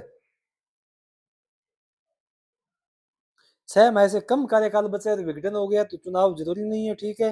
तो चुनाव हेतु स्टाफ कौन उपलब्ध करवाएगा, चुनाव हेतु स्टाफ कौन उपलब्ध करवाएगा, जो राज्य सरकार है उसकी जिम्मेदारी है, वो निर्वाचन आयोग के कहने पर इनको स्टाफ को उपलब्ध करवाएगी, ठीक है। अब धारा 12 में ऐसा कुछ है नहीं, तो 13 में देख लेते हैं अपन। 13 में क्या था, 13 में ये पॉइंट थे कि निर्वाचक रजिस्ट्रीकरण अधिकारी उसकी नियुक्ति कौन करेगा, तो उसकी नियुक्ति राज्य सरकार के निर्वाचन आयोग करेगा। किसकी, राज्य सरकार की सिफारिश पर। निर्वाचक नामावली तैयार करने की जिम्मेदारी किसकी होती है, निर्वाचक रजिस्ट्रीकरण अधिकारी की होती है, जिसकी नियुक्ति राज्य निर्वाचन आयोग करता है। कैसे करता है, राज्य सरकार की सिफारिश पर। वोटर बनने की आयु 18 साल, अर्हता तिथि यानी कि उस वर्ष की जो 1 जनवरी है, जिस जो अर्हक वर्ष माना गया है, यानी कि जिस वर्ष में नाम जोड़ा जा रहा है उस वर्ष की 1 जनवरी को अर्हता तिथि माना जाता है। नाम कितनी जगह, नाम सिर्फ एक वार्ड में दर्ज होगा और एक वार्ड में भी सिर्फ एक बार दर्ज होगा। ये 6 और 7 जो उप पॉइंट है उनमें बताया गया है, इनको आप अच्छे से याद कर लेना। उसके बाद क्या आती है अपने सामने, धारा 14 आती है निर्वाचक नामावली में जो अयोग्य व्यक्ति है उनके लिए। तो ये क्या कहती है, सीधा सा क्वेश्चन आ सकता है, ये इंपॉर्टेंट लगता है मुझे यहाँ पे कि निर्वाचक नामावली में नाम शामिल करने की जो अयोग्यता है उससे संबंधित धारा कौन सी है, तो धारा 14 हो जाएगी उससे संबंधित। उसके बाद अयोग्यता का पहला आधार क्या है कि वो भारत का नागरिक नहीं है, उसका नाम नहीं जोड़ा जाएगा। दूसरा आधार क्या है कि न्यायालय ने उसको विकृत चित्त घोषित कर दिया है। सक्षम न्यायालय द्वारा विकृत चित्त यानी कि मानसिक रूप से अस्वस्थ व्यक्ति है, वो उसमें नाम नहीं जुड़वा पाएगा। इसके अलावा तीसरा आधार भ्रष्ट आचरण या कोई निर्वाचन अपराध, भ्रष्ट आचरण यानी कि दुरुपयोग करना, मतदाताओं के मत का दुरुपयोग करना, उनसे संबंधित, कोई वोट को पैसे में खरीद रहा है, कोई बेच रहा है, ठीक है, तो उनसे संबंधित जो भी है वो भ्रष्ट आचरण में आते हैं। क्लियर। अब अपन जाते हैं धारा 15 की ओर। धारा 15 में क्या था, मिथ्या घोषणा करना, यानी कोई भी व्यक्ति झूठी घोषणा करके निर्वाचक नामावली को तैयार करते समय अपना नाम जुड़वा लेता है या हटवा देता है, ठीक है, या उस निर्वाचक नामावली में नाम शामिल करते समय या हटाते समय किसी प्रविष्टि को, झूठी प्रविष्टि को शामिल करवा देता है या हटवा देता है, तो कोई गलत सूचना देगा वो, तो क्या होगा, 1 साल की सजा और 2 से 5,000 तक का जुर्माना, या ये दोनों दंड उसको दिए जा सकते हैं। क्लियर, यहां तक समझ आ गया? आ गया सर। अब धारा 16 में क्या था, मुख्य निर्वाचन अधिकारी। मुख्य निर्वाचन अधिकारी है, उसकी नियुक्ति कौन करेगा, राज्य सरकार का अधिकारी होगा। नियुक्ति राज्य निर्वाचन आयोग करेगा, किसके, राज्य सरकार की सिफारिश पे। क्लियर बात इतनी। और यही बात उसमें है जिला निर्वाचन अधिकारी में। जिला निर्वाचन अधिकारी क्या करेगा, इसकी भी नियुक्ति कौन करेगा, प्रत्येक, बस फर्क ये है कि ये प्रत्येक जिले में होंगे और वो राज्य में एक होगा, कौन, मुख्य निर्वाचन अधिकारी। तो इनकी नियुक्ति राज्य निर्वाचन आयोग द्वारा की जाएगी। वही सेम बात राज्य सरकार के परामर्श से, और ये भी राज्य सरकार का कोई अधिकारी होगा। परंतु इसमें यह है कि एक जिले में एक से अधिक भी नियुक्त किए जा सकते हैं जब एरिया बड़ा हो और एक से काम संभलने की मतलब वो पॉसिबिलिटी न हो, पॉसिबिलिटी कम हो कि अकेला व्यक्ति इतने काम को नहीं संभाल सकता, तब एक से अधिक की भी नियुक्ति की जा सकती है। और जब एक से अधिक जिला निर्वाचन अधिकारी बनाएंगे उस समय क्या होगा, उनके एरिया भी उस आदेश में अलग अलग बांटे जाएंगे। ठीक है, क्लियर, यहां तक समझ आ गया? आज के लिए इतना ही, मिलते हैं अगली क्लास में दोबारा। ठीक है, आज अपन ने धारा 11 से 17 तक पढ़ी, बहुत अच्छे से पढ़ी एकदम। आज की अपनी जो तीसरी क्लास थी, तीसरी क्लास, उसमें अपन ने धारा 11 से 17 तक पढ़ी है। ठीक है, उम्मीद करता हूं आप सबको आज की क्लास बहुत अच्छे से समझ आई होगी, क्योंकि हमने कंटेंट बहुत अच्छा तैयार किया। आप इनको देखना, थोड़ा समझना, थोड़ा परखना कि एक बार लिखने के बाद कितना इजी याद होता है, इजी तरीके से दोबारा देखने तक की जरूरत नहीं पड़ेगी। इतना व्यवस्थित, सुंदर और इसको एडिट किया गया है। आप हमारे साथ निरंतर बने रहना। आपकी ईओआरओ बनने की जो यात्रा है, ईओआरओ बनने का जो आपका सपना है, उसमें हमारी ये क्लासें बहुत ही महत्वपूर्ण साबित होने वाली है। ईओआरओ की वैकेंसी जल्द ही आएगी, जल्द ये नहीं कहूंगा कि 1-1.5 महीने में, कम से कम 3-3.5 महीने लगने की संभावना है अभी के हिसाब से। बाकी कुछ कहा नहीं जा सकता, पहले भी आ सकती है और थोड़ी और भी लेट हो सकती है, लेकिन अभी आपके पास वक्त है। आप, मैं जैसे 2 या 3 दिन से एक क्लास लेके आता हूँ, उसमें 7 या 8, 6-7 तरहों का अध्ययन करवाता हूँ। आप निरंतर साथ में बने रहना। आपको एक हफ्ते में 2 या 3 बार क्लास लेनी है, एक सवा घंटे की, और आपका नगर पालिका अधिनियम, आपकी जो अन्य तैयारियां कर रहे हो आप, उनके साथ साथ ही आपका ये अधिनियम कवर हो जाएगा। आज के लिए इतना ही, मिलते हैं अगली क्लास में, तब तक के लिए धन्यवाद। जय हिंद।